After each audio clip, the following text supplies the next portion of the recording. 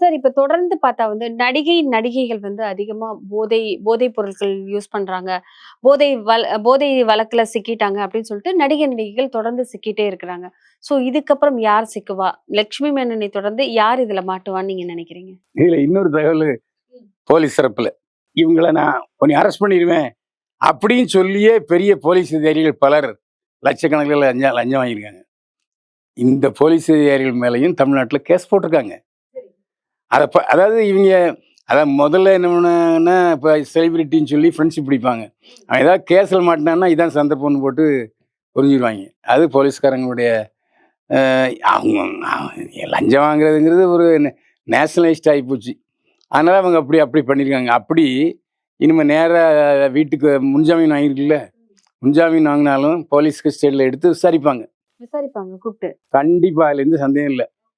அப்போ தெரிஞ்சிடும் எதுக்காக அவனோட தொடர்பு வச்சிருந்தீங்க.